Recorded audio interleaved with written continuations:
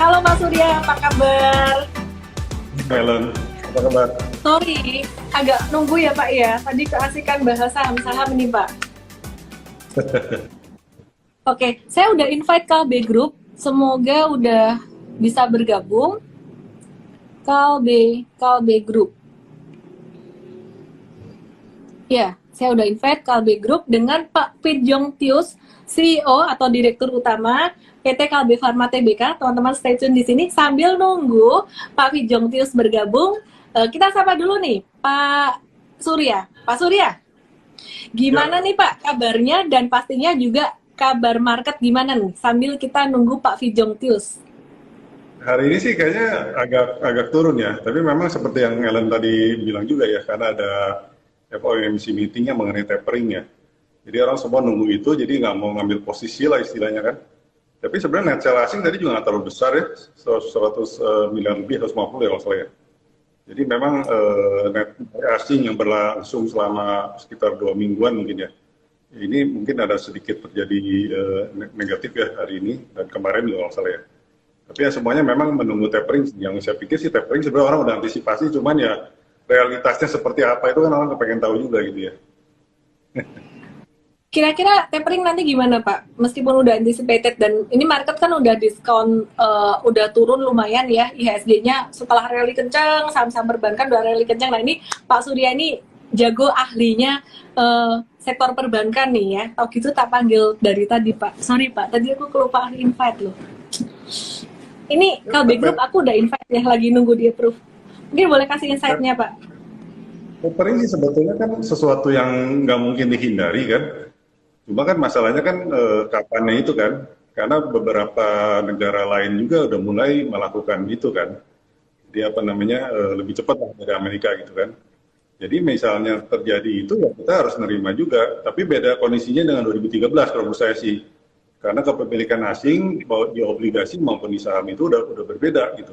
Kalau dulu tuh sangat dominan, di obligasi itu mungkin bisa 40% dulu kan, sekarang paling juga 22% gitu. Di saham juga sama, dari 55 sekarang mungkin paling sekitar 45% ya kepemilikan asingnya. Jadi kalau misalnya itu terjadi pun, kita mungkin lebih dibandingkan dulu kan. Kok Apalagi kita juga diuntungkan dengan kenaikan harga komoditas kan. Jadi di saat orang mikir banyak yang keluar di negara lain, di Indonesia malah masuk gitu ya, investor asingnya gitu ya. Jadi itu sebetulnya hal yang blessing in disguise lah buat Indonesia sebetulnya. iya, saya masih mencoba untuk invite Kalbe Group sambil saya nunggu Kalbe Group masuk. Tolong Pak Surya, coba insight-nya untuk data makro Indonesia gimana nih Pak? Kemarin kan PMI juga cukup bagus, kemudian inflasi juga agak naik ya, menunjukkan perekonomian udah mulai bergerak gitu. Itu tren kayak gini bakalan terjadi terus sampai 2022 atau gimana sih Pak? Terus kan kita lihat tahun 2022 nanti juga kita lihat ada beberapa perusahaan teknologi besar di Indonesia yang udah mulai IPO. Apakah ini akan menjadi game changer di Indonesia? Nanti jadi berubah kayak di US gitu ya. Jadi biasanya didominasi saham-saham perbankan. Ke depan nanti kita bisa collect saham-saham teknologi lebih banyak atau gimana gitu. Jadi blue chipnya nanti akan berubah nggak gitu Pak? Mungkin kayak reksadana atau fund manager, mereka pastinya juga akan collect perusahaan yang kapitalisasinya gede gitu ya Pak ya. Nah nanti gimana tuh ke depan? Ya PMI sih sebetulnya kita paling tinggi sih ya. Mungkin all time high juga ya. Yang terakhir ini ya 57, berapa. Berarti kan memang udah pemulihan ekonomi ya. Tapi kalau berhubungan dengan fintech itu sebetulnya sih kedepannya memang itu akan berjalan ya. Mau all ekonomi maupun new ekonomi menurut saya sih dua-duanya bakalan jalan ya. Tapi memang karena performa dari buka mungkin ya, yang tadinya orang terlalu banyak yang over optimis juga, yang membuat sebagian orang itu menjadi bertanya-tanya juga gitu kan. Tadinya kan oleh ekonomi, kita mau ngomong oleh ekonomi udah nggak ada yang mau dengerin lah istilahnya kan. Maunya kan yang new ekonomi semua gitu kan, terutama yang retail kan. Nah tapi dengan suksesnya Red Issue BRI sih pertama sih ya, gara-gara sukses Red Issue BRI ternyata orang juga mulai melihat lagi bahwa all ekonomi itu ternyata juga tetap dengan baik gitu ya. Ini memang kalau tech ini sudah mulai semakin besar dengan adanya GoTo dan lain-lain sih, seharusnya sih itu akan menjadi apa, masih permulaan kan buat Indonesia kan. Kalau di negara lain kan mungkin udah berlangsung beberapa lama ya. Jadi saya sih memang dua-duanya tetap berjalan, tapi yang perlu dilihat mungkin apa namanya ya, pertumbuhan dari si fintech ini yang akan ini seperti apa kan, cerita ke depannya itu bisa deliver apa enggak gitu. Karena sebetulnya kan semua itu kan eksekusi yang penting ya, bukan cuma sekedar cerita kan. Kalau selama ini kan kita orang cukup cerita aja sudah cukup kan, tapi ternyata kan itu nggak cukup kan. Kita mesti lihat juga angka-angkanya kan, realisasi seperti apa gitu. Jadi kalau all ekonomi mungkin angkanya lebih jelas gitu ketimbang. Oke Pak, mungkin sekarang kita mau bahas tentang sektor kesehatan ya, sambil nunggu Kalbe Group bisa join, nunggu Pak Fijong Tius bisa join. Ini sekarang masih tertulis unable to join, saya nggak tahu ada kendala teknis apa, saya masih invite terus. Kita coba bahas tentang sektor kesehatan gimana nih Pak, karena kalau Kalbe sendiri kan sebenarnya produknya bukan cuma kesehatan ya, ada produk consumer good juga ya. Nah, view dari Pak Surya gimana nih, nanti after COVID gimana nih? Kalau Kalbe Pharma itu sebenarnya menariknya juga ada digitalnya juga sebenarnya. Klik Dokter ya. Klik Dokter itu dulunya kan join sama MTech, tapi sekarang udah diambil alih semua oleh Kalbe Pharma. Dan itu kalau cukup besar ya, 15 juta user per bulan ya, apa traffic ya per bulan. Yang growth-nya itu mungkin bukan double digit, triple digit gitu. Padahal di sisi lain kan pesaing lain juga ada gitu. Dengan adanya pesaing aja, semuanya sebegitu tinggi, apalagi ini didukung oleh Kalbe Pharma gitu ya. Jadi itu sebetulnya hal yang menarik. Yang kedua juga kalau kita pikir apa namanya Kalbe Pharma ini mungkin growth-nya selama ini kan stabil ya, stabil, tidak ada lonjakan yang tinggi gitu. Tapi tiba-tiba waktu third Q prescription-nya itu tumbuhnya tinggi juga gitu, double digit, di luar dugaan saya juga gitu ya. Karena rupanya penjualan obat generik khususnya mungkin ke BPJS itu peningkatan cukup tinggi ya. Jadi memang itu yang menarik dari Pharma ya. Selain mungkin tahun depan juga ada vaksin ya yang dengan Genexin yang dari Korea Selatan itu kan mungkin juga sudah mulai dipasarkan kan tahun depannya. Karena saya juga sempat tanya tadi Pak Pijong, saya sempat ngobrol sih tadi, mungkin ini ada kesalahan gangguan teknis kali ya. Tadi juga beliau sempat cerita juga bahwa ini kan sebenarnya asumsinya itu kan bukan hilang begitu saja gitu kan, tetap ada tapi mungkin jumlahnya nggak besar gitu. Jadi kebutuhan akan vaksin itu akan tetap berlangsung terus gitu. Mungkin kan selain booster juga mungkin ada pengulangan juga di tahun depan itu. Kalau update pengembangan vaksinnya sendiri gimana Pak? Mungkin sih first half tahun depan mungkin udah siap sebetulnya buat dipasarin. Mungkin perkiraan saya sih mungkin second half ya baru dipasarin ya. Nanti targetnya mungkin bukan cuma di Indonesia juga, dari Asia Tenggara juga gitu ya. Kira-kira itu bakalan dijual, pasti dijual sih ya. Pasti dijual sih ya. Tantangannya gimana nih Pak? Kalau misalkan dari pemerintah sendiri masih kasih vaksin gratis gitu, kira-kira gimana? Ya, pasarnya kan cuma Indonesia, mungkin juga ke Asia Tenggara ya. Dan itu kan sebetulnya kan bukan apa namanya, vaksin ulang itu kan mungkin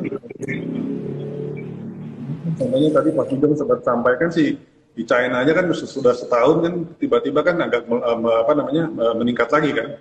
Karena kemungkinan kan vaksin yang udah divaksin 2 kali itu rupanya mulai efektivitasnya mungkin mulai berkurang atau hilang gitu ya setelah 1 tahun gitu ya. Jadi kemungkinan sih penggunaan vaksin itu akan berulang gitu, bukan cuma booster ketiga tapi mungkin juga pengulangan vaksin kedua juga gitu ya. Jadi itu memang marketnya dari Kalbe Pharma juga gitu. Oke, kita masih menunggu dari Kalbe Group untuk bisa bergabung. Saya masih coba untuk invite terus. Ya, ini saya mau bahas tentang kinerja Kalbe Pharma, Pak.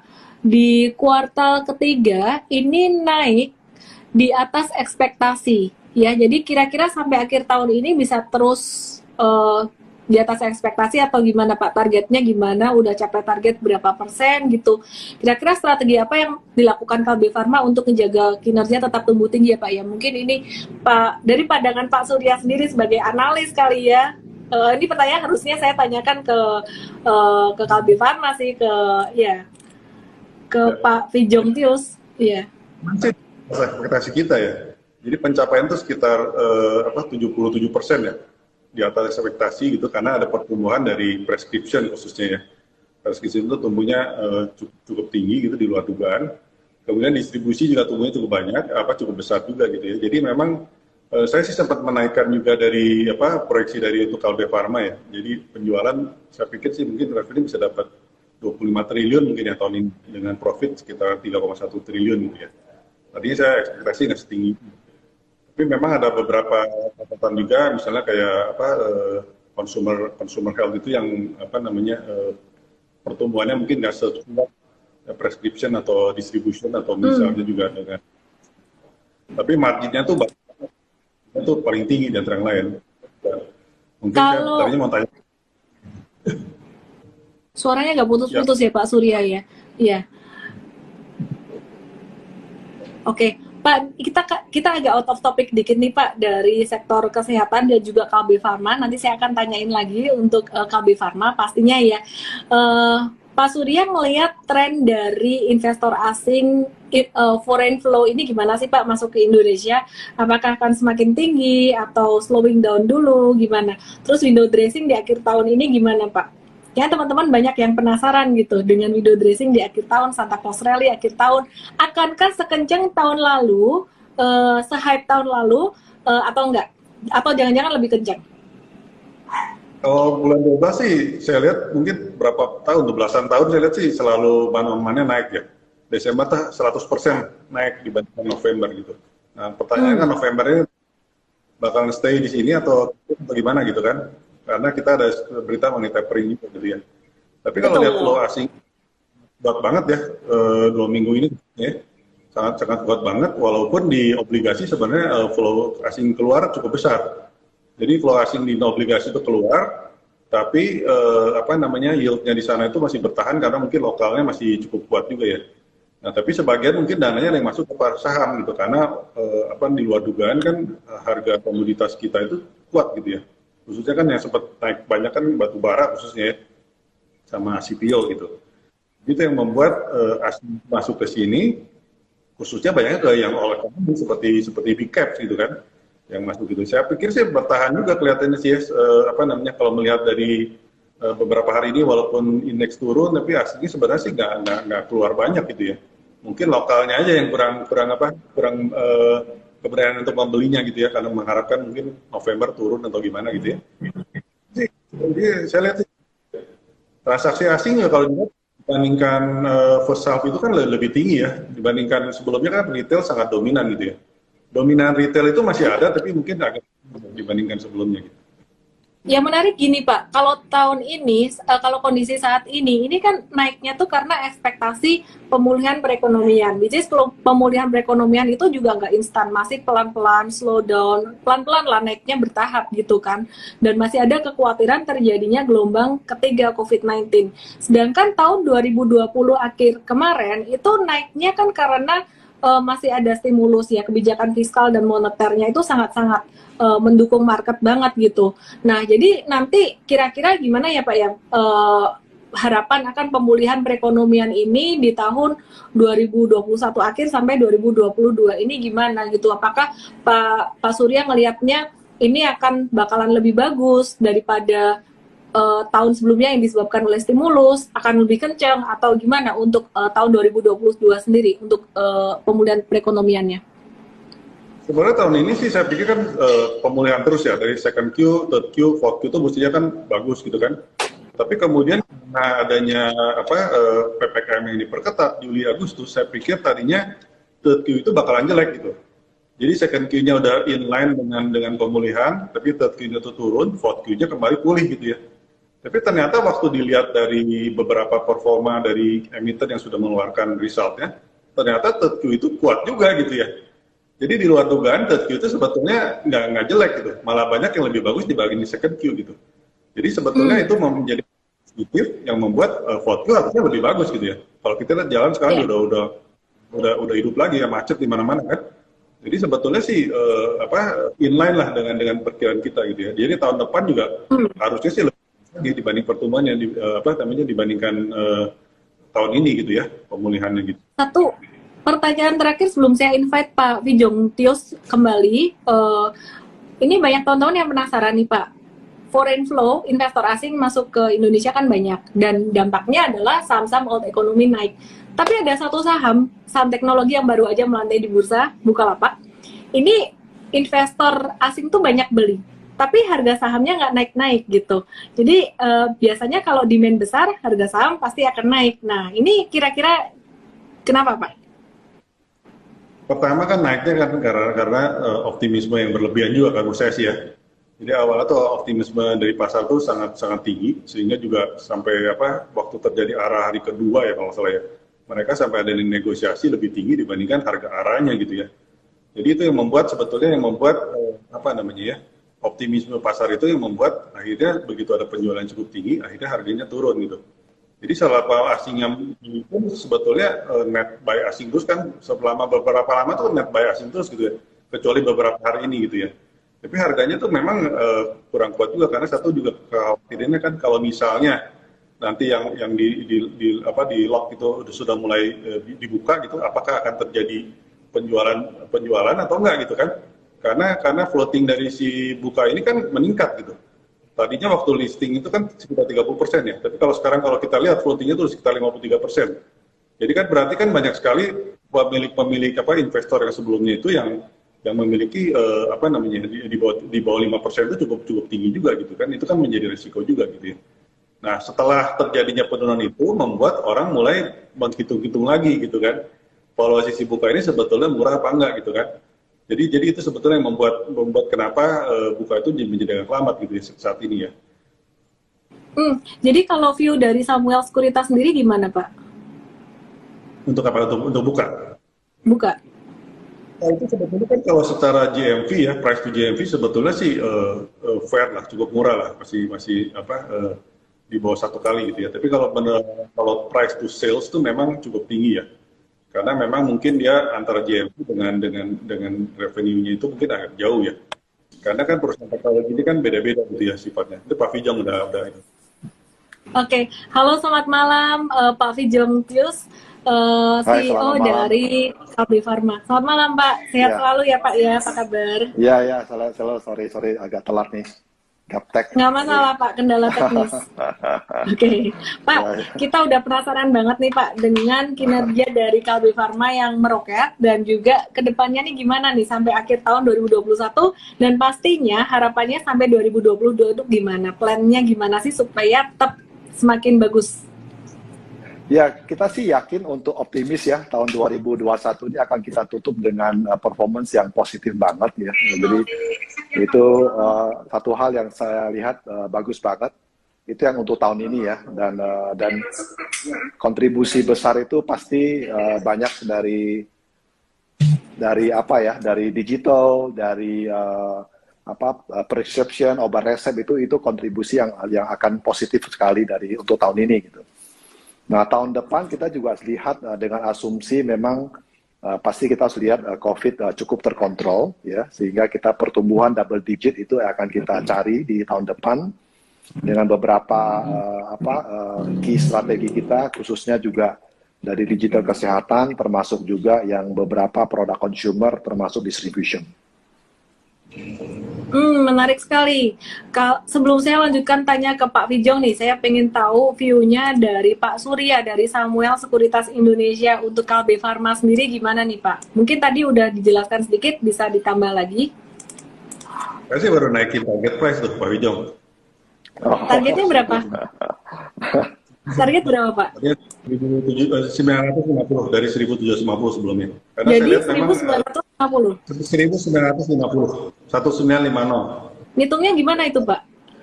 Berapa? Pertimbangannya? Dari 26 kali ya. Jadi memang kinerja Kalbe Pharma ini kan di luar dugaan saya pribadi sih ya. Third Q itu ternyata kan lebih bagus ya. Dari perkiraannya salah satunya seperti Pak Vijong katakan tadi juga ya, preskripsinya naiknya juga cukup tinggi gitu ya. Jadi pertumbuhan revenue dengan net profit ini kan di 9 months itu udah double digit lagi ya. Karena Kalbe sebetulnya kan secara konsisten selalu mencatatkan pertumbuhan, tapi belakangan ini kan saya pikir kan double digit nggak gampang juga gitu ya, karena mungkin kan market leader dan lain-lain gitu ya. Jadi nggak gampang lah kalau market leader buat pertumbuhannya sangat tinggi gitu. Tapi ternyata di 9 months ini kan cukup bagus gitu. Makanya saya juga forecast saya naikkan juga untuk full year 2021 gitu. Nah itu kenapa Iya, makanya saya naik target price dari Kalbe Farma ini gitu. Apalagi kan iya. ada cerita-cerita digital juga nih Pak Fijong yang mungkin jarang orang tahu juga gitu ya. Ada Klik Ini saya mau Dokter, nanya, Nah, ada silakan tanya Pak pertanyaan nih Fijong. Pak. Terkait Klik Dokter nih, mungkin saya boleh tanya ke Pak Fijong nih. Ini kenapa MTech lepas kepemilikannya di Klik Dokter ya Pak ya? Jadi strateginya Kalbe Farma itu apa untuk menghadapi tantangan dari pesaing-pesaing seperti Halo Dokter, Halodoc, dan SehatQ yang saat ini untuk sementara mungkin trafficnya cukup tinggi mereka. Ya, saya rasa digital kesehatan peluangnya masih sangat besar. Ya, jadi kita tidak lihatnya sesaat.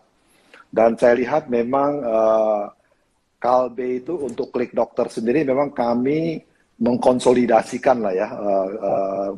Memang awalnya berhubungan dengan MTech, tapi untuk ke depan supaya bergeraknya lebih fokus, lebih cepat gitu ya, kita konsolidasikan di Kalbe sehingga kami bisa memanfaatkan seluruh captive ya kekuatan kita mulai jadi orang bilang end to end gitu ya. Jadi dari ada produknya, ada marketingnya, ada distribution, ada networknya juga, ini penting sekali sampai kepada end customer kita gitu ya.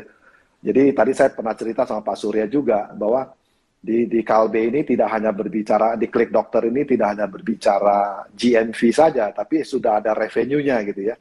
Karena kenapa? Kita support dengan seluruh infrastruktur yang ada di Kalbe Group, yang nanti kita kembangkan untuk yang semua non-Kalbe produk gitu ya. Itu akan kita buka lebar, nah itu akan menjadi potensi yang luar biasa mulai tahun depan. Jadi memang fokusnya beda ya, bukan cuma sekedar valuasi aja untuk apa tadi Klik Dokter. Mungkin Ya. fokusnya beda dengan platform yang lain. Di sini fokusnya lebih ke revenue, bukan sekedar GMV atau valuasi. Got it. Oke. Terus kalau ini saya penasaran sih Pak, Kalbe kan ada ngembangin vaksin COVID-19 hasil kerjasama dengan Genesin ya, dengan Korea. Nah, ini kalau ngelihat COVID-19 agak-agak turun di Indonesia dan sebagian besar masyarakat Indonesia ini banyak yang udah menerima vaksin juga. Ini gimana Pak? Betul. Ya, saya rasa kita harus melihat horizon waktu yang lebih dari setahun ya. Karena kita tahu bahwa COVID itu dengan berbagai penelitian yang ada, tidak akan segera hilang gitu ya, habis gitu tidak. Jadi kebutuhan untuk vaksinasi di beberapa tahun ke depan, yaitu pasti masih dibutuhkan. Jadi time horizon-nya itu adalah 2-3 tahun. Nah, dengan berpandangan begitu, saya rasa dengan kebutuhan Indonesia yang begitu besar dan ketergantungan impor yang tinggi, saya rasa kontribusi pemain lokal itu akan jauh lebih baik ya. Kalau kita memberikan suatu kepastian gitu ya, pengadaannya, aksesnya, nanti pada saat produksinya ya, distributionnya ini akan lebih baik. 1 tahun, 2 tahun ke depan ya. Karena kita tahu vaksin itu kan pasti butuh vaksin ulang nanti ya, karena setelah 1 tahun atau 9 bulan kan pasti daya tahan proteksinya turun, dia harus dinaikkan kembali.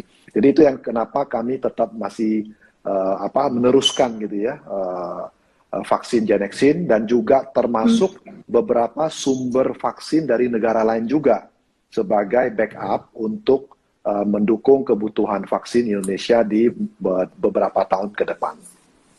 Oke, sebelum saya lanjutkan, saya mau tanya-tanya banyak pertanyaan yang saya pengen tanyain ke narasumber kita, Pak Fijong Tius, CEO PT Kalbe Farma Tbk, yang susah banget nih invite-nya ya. Jadi tamu yang sangat luar biasa, dan juga pastinya dengan Pak Surya Dharma.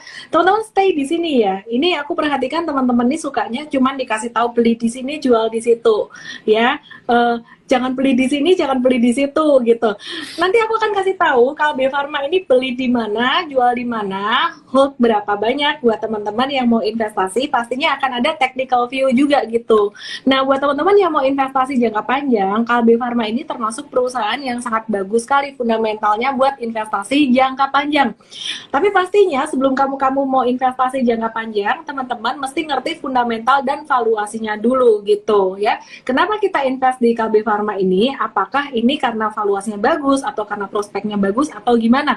Sebelumnya disclaimer dulu teman-teman bahwa analisis yang kita lakukan berdasarkan technical fundamental, dan kita menghadirkan narasumber dari manajemen emiten sifatnya adalah supaya teman-teman lebih teredukasi dan terinformasi. Jadi keputusan beli jual semua tanggung jawab resiko dan keuntungan nikmati sendiri. Karena kalau kamu cuan, kamu nggak traktir kita juga. Kalau kamu ada rugi, nggak boleh ngoceh juga. Oke, sekarang saya mau nanya ke Pak Surya.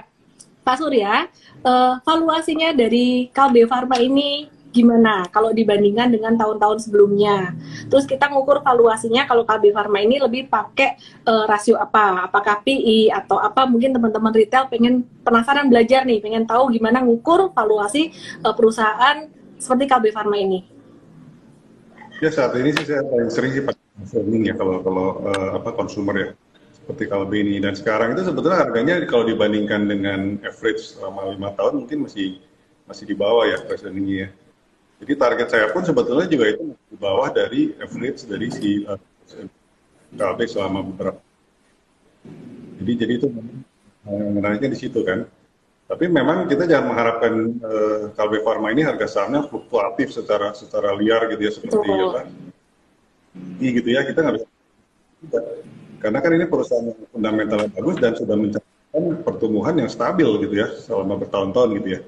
Jadi memang agak lain gitu ya, investasinya mungkin ini lebih ke jangka panjang Pak Wijong ya.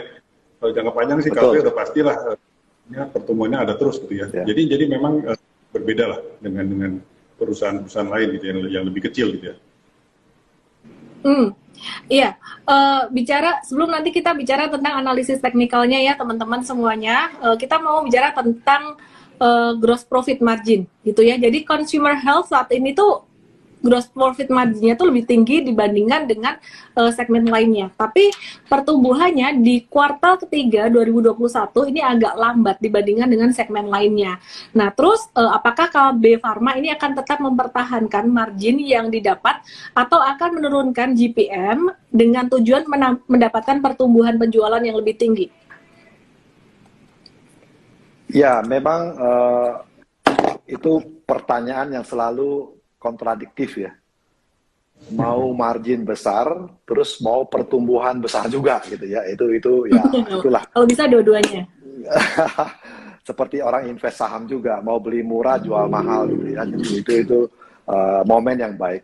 Tapi sama di manajemen juga sama. Kita memang harus mengukur dalam arti berapa satu rupiah yang kita spend gitu ya, bisa menghasilkan tambahan sales berapa. Nah ini yang incrementalnya ini kita ukur gitu ya. Nah itulah ukuran daripada efektivitas dari marketing spending. Jadi kami sudah ada istilahnya patokannya gitu ya.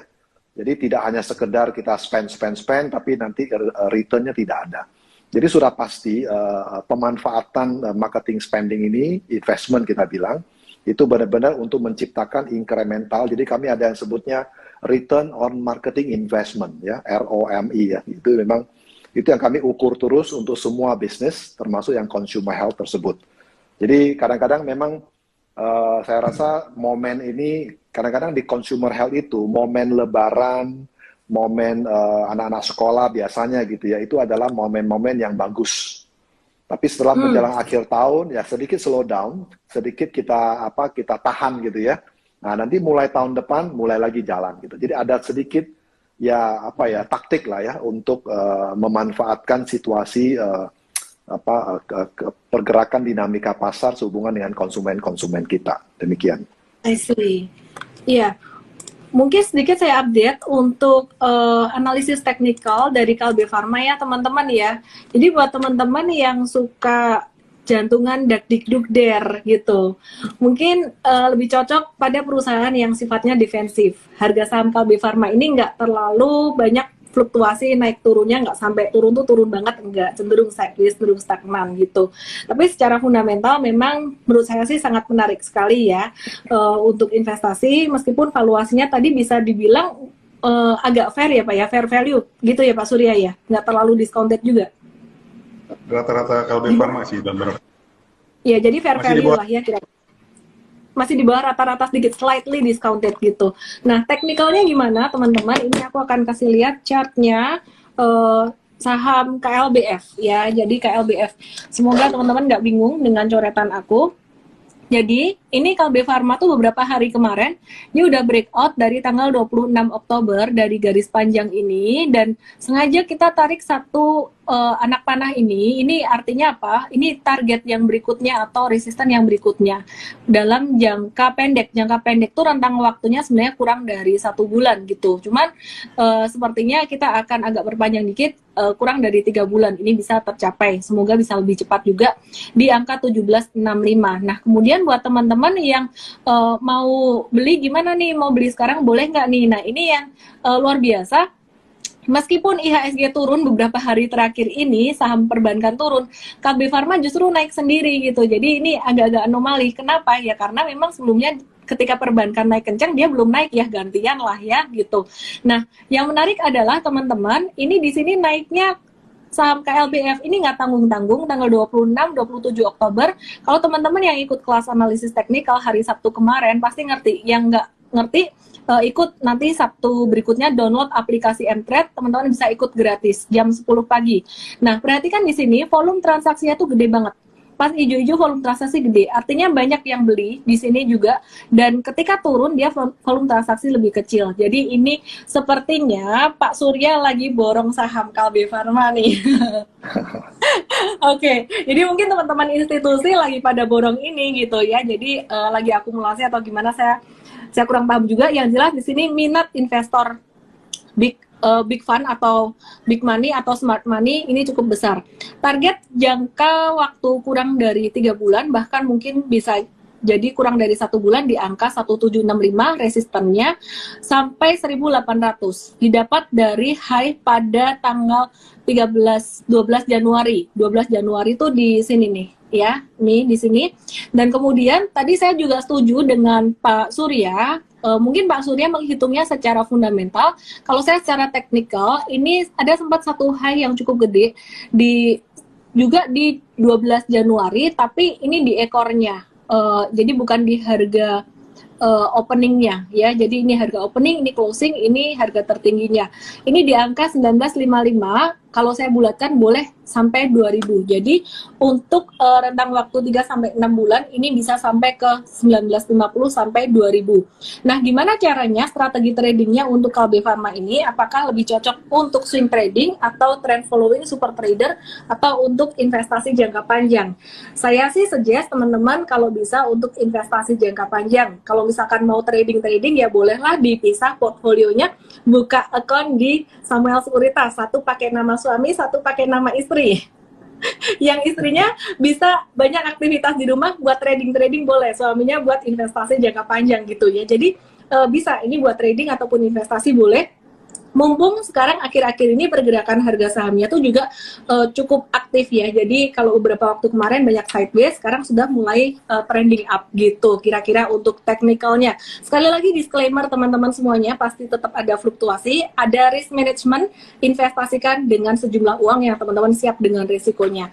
Oke, saya mau nanya lagi nih ke Pak siapa ya, sebentar ya.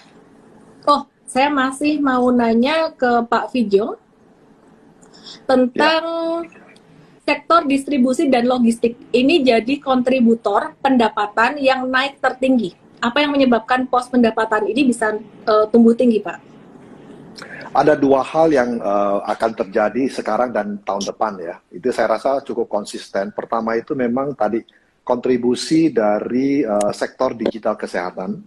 Karena kan kita selalu ada yang saya bilang tadi, ujungnya kan didistribusi kepada konsumen ya. Itu yang saya rasa itu yang nomor satu. Jadi dia akan terus bertambah karena itu revenue akan muncul dari sisi distribution logistik karena langsung kepada customer. Nah, yang kedua itu adalah kontribusi dari recovery-nya kesehatan ya di luar COVID ya. Sehingga yang namanya BPJS kesehatan akan bertambah dibandingkan dengan tahun ini gitu. Jadi saya lihat ada dua kontribusi yang bakal tetap strong di tahun ini dan juga dilanjutkan ke tahun depan. I see. Sebenarnya kalau dari berbagai lini bisnis ini yang paling banyak memberikan kontribusi terhadap revenue itu urutannya yang mana sih, Pak? Masing-masing? Urutannya Kita gimana? punya empat pilar ya. Pertama memang kontribusi terbesar dari sisi pertumbuhan datang dari distribution logistics. Yang saya bilang tadi karena di-drive oleh digital yang langsung berhubungan dengan farmasi-farmasi, termasuk juga konsumen ya, itu ada di sana karena itu ujungnya dari produk jual ke pasar kan gitu ya, itu di situ. Karena Kalbe sendiri kan pabrikan ya, jadi pabrikan lari ke distribution itu nomor satu. Nomor dua baru yang tadi ya, yang obat-obat resep ya, yang memang larinya banyak ke tahun ini ada kontribusi COVID plus BPJS ya, termasuk juga yang lain. Nah yang ketiga baru consumer health ya, semua yang vitamin, OTC ada di sana. Yang keempat adalah nutritional, susu-susu yang ada di sana. Oke. Kalau dari Pak Surya sendiri, gimana Pak Surya buat teman-teman investor nih? Pesan-pesannya gimana nih? Kenapa sih berinvestasi di Kalbe Farma?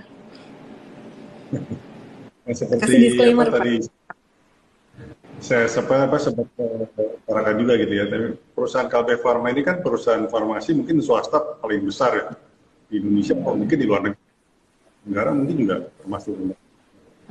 Jadi ini perusahaan yang sudah solid dan pertumbuhannya itu kan dapat dibilang kan selalu terjaga gitu ya. Nah, jadi memang kalau secara jangka panjang kalau kita mencari perusahaan yang fundamental bagus dan tidak beresiko tinggi gitu ya, Kalbe Farma itu menjadi satu pilihan. Jadi sebetulnya kalau mau investasi di Kalbe Farma seperti yang utarakan Ellen tadi itu saya setuju banget tuh. Bikin aja 2 account di Samuel, satu istri, satu suami, trading, satu buat panjang gitu ya. Jadi itu sih saya sangat setuju gitu untuk Kalbe Farma gitu ya. Istri swing trader, suami investor, anaknya scalper. Oke, ya Pak Fijong, mungkin ada pesan-pesan buat teman-teman investor, mungkin dari Kalbe Farma sendiri, visinya gimana, apa yang mau disampaikan untuk kedepannya, apa yang Bapak pengen sampaikan untuk teman-teman investor semuanya. Ya. Sekalian menjadi satu closing statement buat kita. Ya, saya sebagai individu juga investor ya, sama juga ya. Kita juga lihat bahwa memang sebagai company Kalbe, karena saya melihat kebutuhan kesehatan kan kebutuhan yang esensial lah ya. Kita memang maunya sehat terus ya, tapi memang terlalu kadang-kadang ada sakitnya juga. Jadi saya rasa secara kebutuhan, secara bisnis ya, sekarang ini kesehatan dan awareness juga makin tinggi ya. Saya rasa itu akan menjadi pilihan yang baik ya, baik itu bisnis maupun investasi, karena itu akan sustain lah, orang bilang akan bertahan gitu ya sampai ke masa-masa ke depan gitu. Dan betul sekali tadi Pak Surya bilang Kalbe adalah terbesar tidak hanya di Indonesia tapi di Asia Tenggara, di ASEAN. Jadi kami boleh dibilang market cap yang terbesar untuk listed company di healthcare company. Jadi ya kita bangga juga lah ya, pemain Indonesia tapi kita bisa eksis di ASEAN, minimal begitu. Terima kasih. Satu pertanyaan terakhir mungkin Pak, tadi padahal udah closing statement ya, mau nanya lagi, tiba-tiba terpikir, Klik Dokter tuh one day bakal di IPO kan nggak Pak? Semuanya kita open opportunity itu, jadi kami selalu, dan kami sudah punya komitmen Klik Dokter untuk ke depan tidak hanya milik Kalbe, jadi kami bersedia untuk menjadi milik bersama ya, siapapun yang memang ingin memajukan kesehatan untuk akses kesehatan ya, karena accessibility itu penting banget kepada seluruh masyarakat, dan kami akan buka either dia investor ataupun IPO itu menjadi harapan Kalbe di masa mendatang. Oke, terima kasih Pak Fijong dan terima kasih Pak Surya. Ada mungkin pesan dari Samuel Sekuritas Pak tentang Star? Ya, kita punya aplikasi yang menurut saya sih salah satu yang terbaik ya, namanya Star, seperti bintang gitu ya. Jadi itu memang bisa dilakukan kalau misalnya ingin melakukan investasi di Kalbe Farma, itu mungkin juga bisa mendaftar di Star. Itu aplikasi kalau bukanya mungkin 1 hari udah siap gitu ya. Ada juga yang di bawah 1 hari. Jadi silakan kalau sahabat-sahabat Samuel dan calon sahabat-sahabat Samuel yang ingin berinvestasi di Kalbe untuk menginstall Star ya di apps-nya dan investasi gitu ya. Mungkin itu saja. Thank you.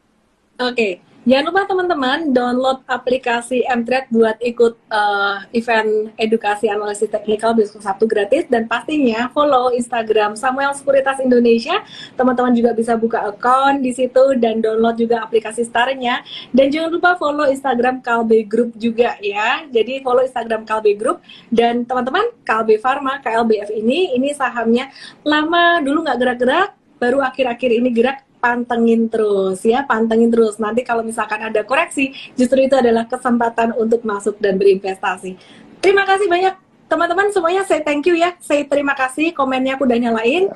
Terima kasih Pak Vijong Tius, terima kasih Pak Surya Dharma.